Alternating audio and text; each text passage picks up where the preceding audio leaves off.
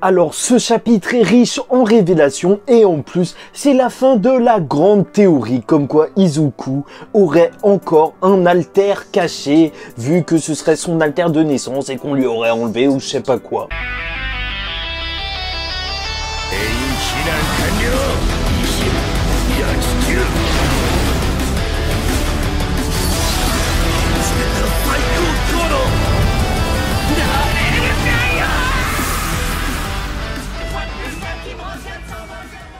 Mesdames et messieurs, ici Chage et on se retrouve aujourd'hui pour la review du chapitre 304 de My Hero Academia. Et même si on parle de Deku alors que en vrai on était en plein drame de la famille Todoroki, c'est assez cool et c'est vrai qu'il faut dire que tout le monde veut parler à Deku. Ça c'est juste excellent parce que ce soit Belginiste ou Hawk, bah là il y a aussi le groupe des utilisateurs du One for All. Ça commence ce chapitre avec All Might qui ressent en fait que Deku est en train de leur parler et voilà, ça y est, on arrive dans les vestiges qui se sont bien remis, hein. Maintenant il y a des petits murs, il y a même des chaises, tout le monde est assez bien, à part le deuxième et le troisième utilisateur qui sont face à un mur. Déjà on sait pas vraiment pourquoi, mais sûrement que ça aurait une utilité par la suite. Le deuxième, voilà, ça y est, j'y viens tout de suite pour qu'on élucide ça directement et tout, on va le mettre à côté. Ok, il a une coupe qui ressemble à celle de Bakugo, je suis sûr que vous connaissez tous la théorie comme quoi peut-être que ce serait un Bakugo qui serait reparti dans le passé en voyage temporel et en plus il a des gants mais ses cheveux ils ont l'air plus foncés et franchement personnellement je suis pas trop fan de cette théorie. En plus voir Deku avec un alter d'explosion, je sais pas, ça le ferait pas trop, sauf si Kacchan il meurt avant, tu vois, et que voilà, il puisse utiliser son alter. Mais voir deux personnes avec un alter d'explosion, bah en fait ce serait juste un Kacchan en mieux, donc ça, non, je sais pas, je suis pas fan. En plus, tu connais les histoires de voyage dans le temps, à chaque fois c'est un peu trop compliqué et ça risque, franchement, My Hero Academia s'en sort très bien comme ça, donc je suis pour rester sur cette voie. Bon, une fois qu'il est à l'intérieur des vestiges, c'est Daigoro Bonjo qui va lui parler directement, le cinquième utilisateur, mais surtout c'est le premier qui va vraiment entamer la conversation. Même si Deku il a beaucoup de mal à parler parce qu'il a même pas encore sa bouche, il fait juste des bruits mais qui sont compréhensibles.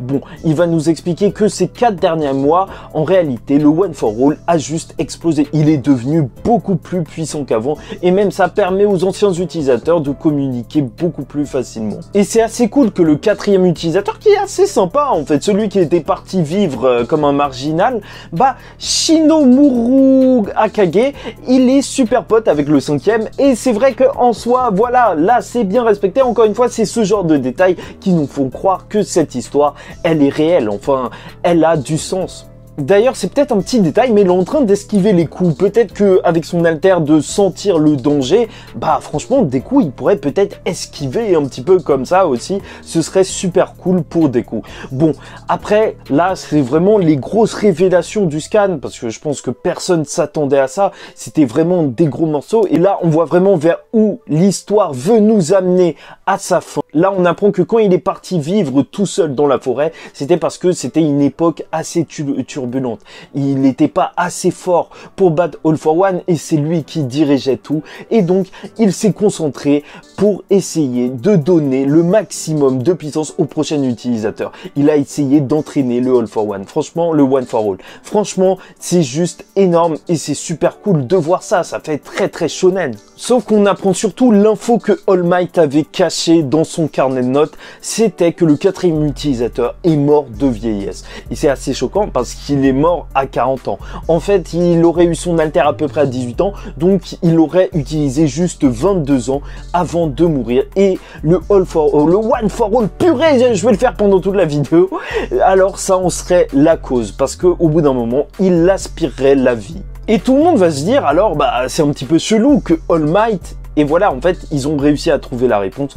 All Might, son truc, c'est que lui, c'était un sans alter. C'était pas une personne normale. Parce que c'est vrai que dans le monde de My Hero Academia, on nous répète souvent ça, mais il y a 80% des personnes qui ont des pouvoirs. Donc, en soi, la normalité, c'est avoir des pouvoirs et ça tend à se réduire de génération en génération. Et pour nous donner une explication, le premier utilisateur, il va expliquer que les alters, normalement, c'est pas normal que All Might soit présent dans cette salle de vestiges.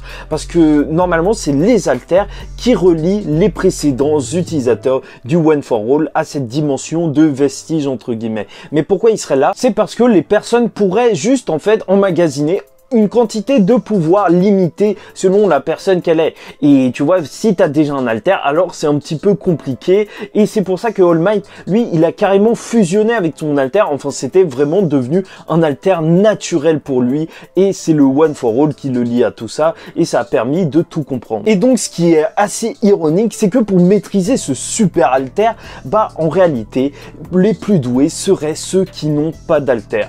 Et c'est là où ça devient assez compliqué parce que si Izuku, justement, il vit comme All Might assez longtemps, s'il se fait pas tuer, normalement il devrait vivre assez longtemps, vu que lui il a pas d'alter et donc il est compatible avec le One for All, et donc dans 40, 50 ans, 60 ans quand il mourra, bah c'est vrai que il y aura de moins en moins de personnes de génération en génération qui n'auront pas d'alter, et c'est pour ça que c'est peut-être lui le dernier utilisateur du One for All. Et c'est énorme, ça y est, on y est, on nous explique pourquoi la série se concentre sur Izuku, sur Midoriya, sur Deku, sur ces trois personnages qui sont en fait la même personne. Non, tout s'explique et c'est vraiment terrible, surtout que après il y a Nana Shimura, et là il faut que j'en parle, faut même que je calme un petit peu le game. Elle va demander à Izuku de tuer Shigaraki. Enfin, est-ce qu'il est capable de tuer Shigaraki? Et c'est là qu'il y a eu un déferlement de haine, je sais pas pourquoi, sur les réseaux. En fait, si, je sais, c'est parce que, voilà, elle veut tuer son petit-fils, et donc, il y a plein de gens qui ont ressorti des critiques comme quoi les personnages féminins dans My Hero Academia, ils sont mal écrits. Moi, personnellement, je les trouve super bien écrits.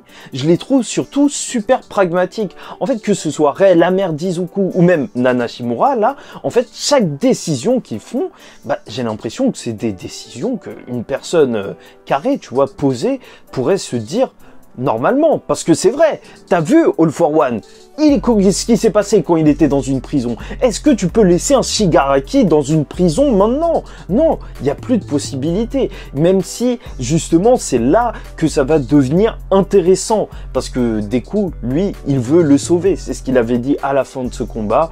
Et là, ça va être assez compliqué. Est-ce qu'il va nous faire une genre d'avatar où il va essayer d'enlever le pouvoir de Shigaraki? Ou même, en vrai, ce à quoi je pensais en lisant ce chapitre, c'est que même s'il donnait le One for All à Shigaraki, ça se trouve que Shigaraki, il mourrait juste. Et que, comme ça, la série, elle se terminerait tout aussi facilement.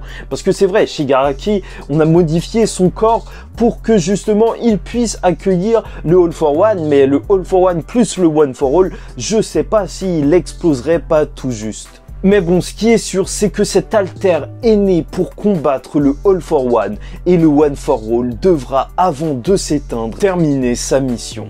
Bon, j'espère que vous avez apprécié cette vidéo. Pour moi, c'était vraiment beaucoup de révélations, un super chapitre en termes d'informations, et j'ai juste très hâte de voir ce qui va se passer la semaine prochaine, parce que c'est vrai que Nana Shimura, elle a pas parlé durant tout le scan, justement pour parler de ça, parce que ça se voyait que c'était quelque chose qui la travaillait, et là la discussion entre les deux, elle risque d'être très très intéressante. Mais par contre, j'aurais bien aimé qu'on parle un petit peu plus de ce nouvel alter de Izuku. Et en gros, ce que je pensais par rapport au fait que le quatrième utilisateur, il vivait dans la forêt parce que il en pouvait plus de sentir le danger et de pas pouvoir sauver tout le monde, bah c'était faux. C'était faux, apparemment c'est pas ça. Mais voilà, ou peut-être l'auteur peut le rajouter juste après, mais je pense pas. Bon, et concernant les héros des autres pays, la semaine dernière, je vous avais posé une question, justement, je vous avais demandé ce que vous attendiez d'eux. Et voilà, je vais sélectionner un commentaire qui m'a particulièrement je sais pas, je l'ai trouvé assez cool, et franchement je suis désolé, c'est du pur troll. C'est un commentaire de Dayeye, et carrément il nous dit que il attend le numéro 1 de Corée, Kim Jong-un. Franchement il m'a tué, j'étais en train de lire les commentaires sérieux, qui disaient que oui, en fait, justement, peut-être qu'il va y avoir une opposition idéologique, mais en soi, surtout, en fait, ça va être une autre façon de penser, et là, je vois ça, j'étais complètement mort. Et donc, concernant la question de la semaine prochaine, je voulais vous demander, par rapport au troisième utilisateur, même pas le deuxième, je préfère même pas en parler, est-ce que vous pensez à un truc en le voyant de dos comme ça? Peut-être un alter, peut-être son scénario futur dans l'histoire, n'hésitez pas à tout me dire en commentaire. Et vous inquiétez pas, cette fois je choisirai pas une réponse de troll. Bon, bref, de toute façon, le chapitre, il était génial. N'hésitez pas à me donner votre avis en commentaire sur ce chapitre. Pour moi, c'est tout bon. N'hésitez pas à liker, vous abonner si vous êtes fan de My Hero Academia. On en parle chaque semaine sur la chaîne. Et en attendant la semaine prochaine et le prochain chapitre de My Hero Academia, je vous dis ciao tout le monde et paix sur vous.